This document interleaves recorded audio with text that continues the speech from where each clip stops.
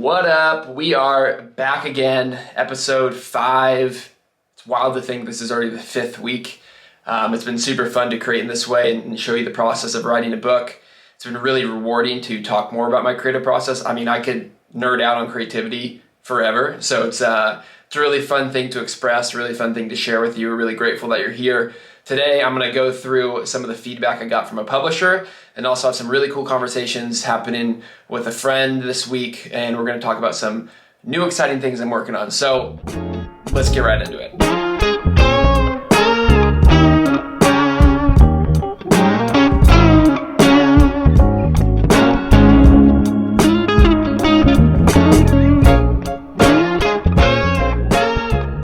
So I got an email from a publisher, the one I sent the outline to a couple weeks ago. You might remember that from episode 2 or 3. I'm losing track. I'm honestly losing track. This is it's going a lot faster than I thought. So anyway, sent the email to the publisher with the outline, got the feedback back. I'm going to go through a couple of those points now, probably not every single one because it would take too long, but I just want to kind of share the type of feedback I'm receiving and then show you how I might be considering and filtering through that feedback to make sure it aligns with what I want to create. So the first one he said in this email says, in chapter 20, you mentioned the death of hustle culture and the desire for slow, intentional change. I think this would be a great way to open the book. I love this piece of feedback because originally this chapter was at the end of the book, but it's honestly kind of the thesis of my book, and that is that we don't need to grind in order to change and grow. There is a path of slow, intentional change that is very, very transformational. So it makes sense to put that at the front of the book if that's really what I want to stamp as my statement. And then I go on to explain how to do that. The second one, he says, chapter 4, authorship could be a great shorthand term for the concept of taking ownership over your reality. And I assume you're familiar with the idea of radical responsibility. That might be a better lens for discussing passivity versus ownership than the victim mentality. A lot to unpack there, to be honest, but I love all of it. Couple reasons. First reason, I haven't thought about the term radical responsibility. So this is a perfect example of how sometimes feedback will offer a new perspective because the person giving you feedback has their own way of looking at what you're creating, and it might be through a different lens, like he's saying here, a better lens than I look through, because we get so caught up in doing the work. Sometimes we forget to see through different routes at our own work. And so the feedback, allows for a new perspective, a new lane of thinking. So I love the idea of radical responsibility because point number 2, I made a note that I wasn't sure if I wanted to use the term victim because it has a very strong connotation, and I want this book to feel very uplifting and very energizing. And so radical responsibility feels a lot more empowering, and I love the energy of that. So I'm going to include this for sure. Next point, he says, I really like the content for chapter 6, which is your emotions are telling a story. You could also make the comparison to the human nervous system. Everyone understands that the sole purpose of physical pain is telling you that you urgently need to change something. I believe emotional distress works in much of the same way. It's just harder to connect the feeling with the needed change state. Very cool piece of feedback because I didn't think about it like that. And another good example of how we can get new lanes of thinking, new ideas from feedback. And this is a perfect example of how to make something more visceral, more familiar to someone. There's a part of this book, in this chapter specifically, I want to teach about the concept of emotional intelligence, emotional awareness, and how you can use that to transform and change in your life. But relating it to something that people understand, physical pain, is a really easy way to make it more understandable, make it more applicable, more resourceful, more actionable. So I love this kind of metaphor analogy here that I can include in the book because it will make that chapter resonate a lot more, and that's really the goal. Continue down here, chapter 19, the final test is a really interesting concept. I'm excited to see how it will be fleshed out. Not much to unpack there besides a thumbs up. Got validation on this new idea. I think it's always good to just know when you're doing new things, are they confusing to people? Do they not understand them? Or like he said, are they really interesting concepts? And I think if you have a really interesting concept and that's the feedback you get, it at least nudges you to explore it more and to do more work around it. The final piece, he says, I think the final 3 chapters could end up being one big concluding chapter, but the right framework for the final thoughts will probably make itself apparent as you write. I love the way you frame that because the truth is when you're outlining the book, you really are focusing on the middle part of the book, not including the intro and not including the conclusion, because as you write the meat of that middle part of the book, you'll understand how you need to introduce the concepts and how you need to close the concepts. It's really hard to intro something and close something that doesn't exist quite yet.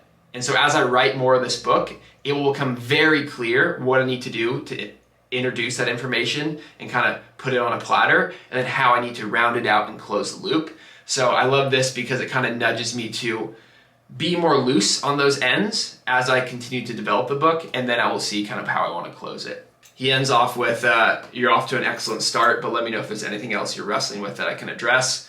I mean, this is a great email to receive. I think sometimes feedback can be scary to ask for because it might feel a bit tough to process, but I'm really grateful that this is all very positive feedback. There's nothing in here that tells me the idea sucks, honestly. So that's a win. I think there's a lot to work with. There's a lot to advance the idea, and really couldn't have asked for anything better. So really grateful for the feedback, and I'm excited to see how this continues to evolve the book as I work more on the concept and more on everything on the wall.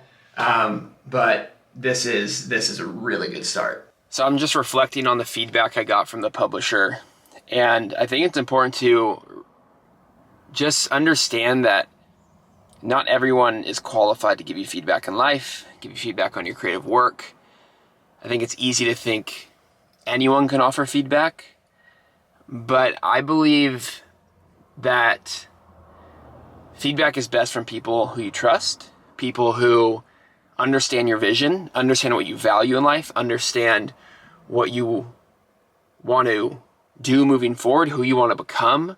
Because when people understand what you're after, your aspirations, the life you want to build, they'll usually give you feedback that pushes you in that direction. I'm not saying the feedback's going to be easy to receive, because sometimes feedback is one of the hardest things to receive, but that feedback from a trusted source who understands all those things is going to push you toward the life that you want to build for yourself, the product you want to create, the book you want to write. And so when I reached out to this publisher to ask for some feedback, it's someone I trust. It's someone who understands what I want to do with my work. They also understand my body of work, my previous work, like my book, You Deserve This Shit. And so I knew that feedback would have good intentions, would be well-rounded, and would most likely align with what I was trying to create and the quality of work that I'm trying to create. I think another thing I want to say is having standards in life is good. I think a lot of times people think it's bad to have standards, but if you have standards, you usually have less options to choose from, making your decisions a lot easier. So for example, I have a standard of work. Like I have a standard I want to meet within my book, my body of work, and I also have a standard of the people I want to work with. I want to work with people who have the same type of standard for the work we want to create in the world. So when I reach out for feedback, I make sure that the people I'm asking for feedback from have a shared standard when it comes to the quality of work we want to create in the world. So if you're ever asking for feedback, have a standard. Have a standard of what you want to create in the world, the life you want to build. Have a standard of the type of feedback you want to receive, of the person you want to receive it from. And only go to people who you trust, that really understand your vision, so you can get feedback that pushes you in the right direction. I believe getting feedback from friends and family does you no good, to be honest, does you no good. I asked for feedback from friends and family in my book, You Deserve This Shit, but at that point in my journey, I feel like I was trying to prove myself still, and I think that was more of an ask for external validation. Because the truth is, friends and family aren't going to give you the feedback you actually need to grow. They're going to give you the fluffy stuff, they're going to make you feel good, but they're not going to give you the stuff that might grind your gears a little bit. And when it comes to feedback and reaching that standard of the quality of the work you want to create in the world, it's going to be a little uncomfortable. I'm going to tell you that. That's true. Like, sometimes it might feel like a jab, and it's going to take you a day or two to process, but that's the feedback you want, because that's the feedback that helps you grow. The fluffy stuff from friends and family, it doesn't help you grow. Yeah, sure, it maybe makes you feel good about yourself, but it does nothing for you to push you further on your journey of transformation, of creating better work, of meeting your standards. So that's why I don't believe feedback is best from friends and family. I think it's best from people who understand your vision, but are outside of that circle. But at the end of it all, feedback from people you trust is the name of the game.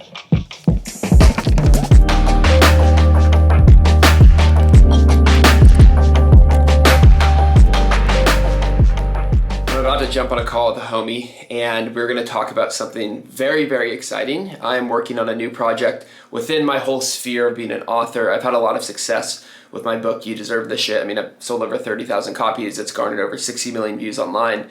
So I know a thing or two about marketing your book. And I'm going to be working with him on this new program that I'll be offering to help other authors get their book from collecting dust on the shelf to selling copies and making an impact in the people's lives that need it most. So I'm going to take you through that call that we're going to do right about now.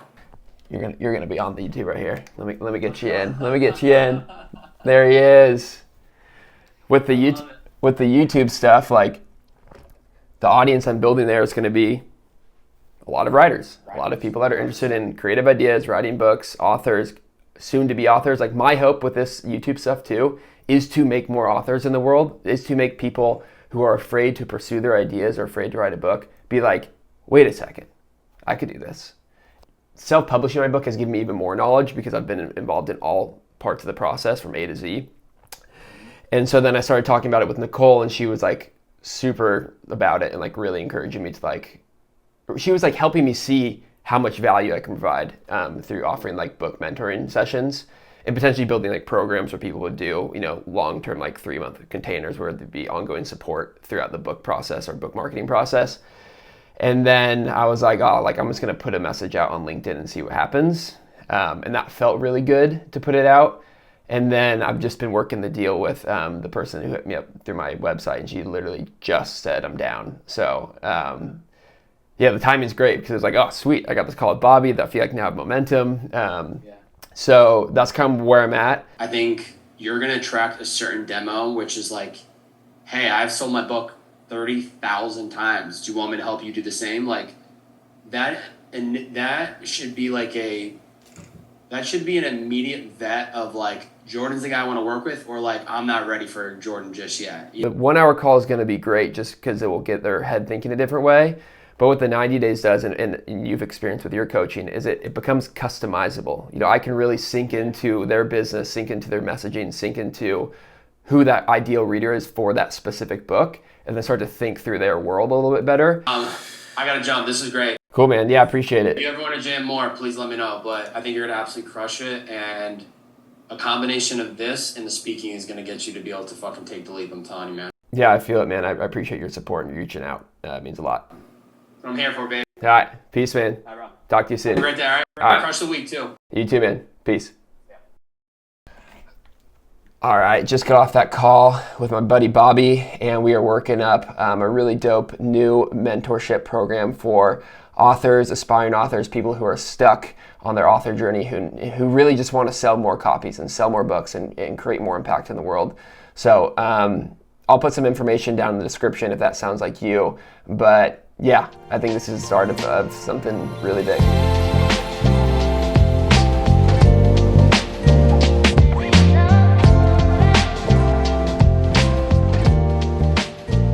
Okay, so I just finished doing some research for the book. I am at this part of the book where I'm researching different articles, quotes, case studies, stories, statistics, other books to reference, things that'll include that back my concepts and back my teachings. I was actually at a place in the process after I got the feedback from the publisher thinking that I needed to go back and do more work on the outline, but I felt like that was going to get stuck there and I could keep finding work to do and keep finding work to do. And I just remember that like done is better than perfect. And so instead of staying in that first phase of doing the outline, I moved forward to the research. And honestly, doing the research has really helped me develop the outline even more. It's brought up new ideas, it's brought up new ways of presenting the information. So it's been a really good way to actually keep working on the outline, but not directly. And I've made a lot of progress so far. I've done about 3 days of work, so 3 hours. And in those 3 hours of work, I have collected 49 pieces of research. So that just goes to show what happens when you commit to consistency, commit to frequency, whether you're doing creative work or you're working on something in your personal life. When you stay committed to the action, things unfold, momentum builds, and the work works. So I've really honestly felt that a lot in this process. Again, minimal work so far, 3 hours, but 50 pieces of research. And this is just like for 1/8 of the book. So I can only imagine how much research I'll have at the end. And I'm using Notion. I'll show you real quick. I'm using Notion to track all this research. And I will do some sort of breakdown in maybe the next video where I talk about how I'm collecting it and showing you how I'm using this Notion to store that research. But for now, I'm going to take a quick break. Actually, quick break. I'm going to take a few days off. We're going to go camping up in the northern part of Washington. It's going to be epic. And yeah, I guess that's it for today. And actually, I'll bring you along. So let's go camping for a bit together. What do you say? All right, let's do this thing.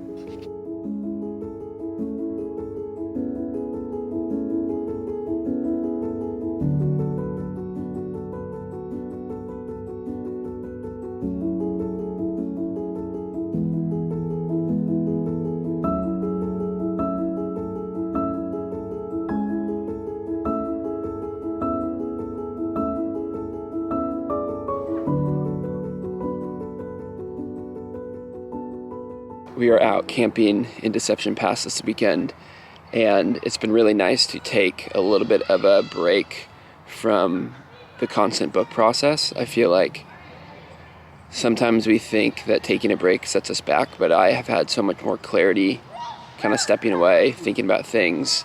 I just had a really nice journaling session, and last night we had a really good conversation about where I'm at in my life, and I really feel like I'm living the book as I write it.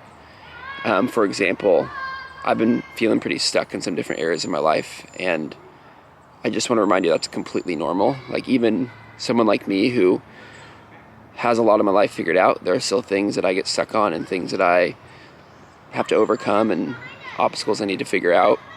But that's all part of it. You know, it's making me a stronger person. It makes me have more experience to pull from, to teach other people, like write this book.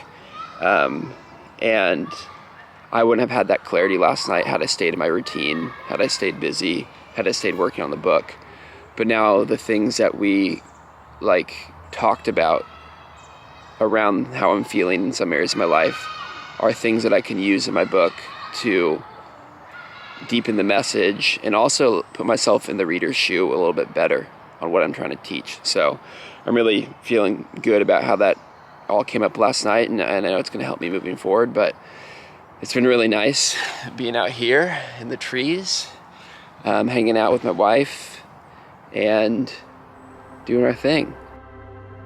Forget the money. Because if you say that getting the money is the most important thing, you will spend your life completely wasting your time. You'll be doing things you don't like doing in order to go on living, that is, to go on doing things you don't like doing, which is stupid. Better to have a short life that is full of what you like doing than a long life spent in a miserable way. And after all, if you do really like what you're doing, it doesn't matter what it is, you can eventually you could eventually become a master of it. The only way to become a master of something is to be really with it. And so, therefore, it's so important to consider this question. What do I desire?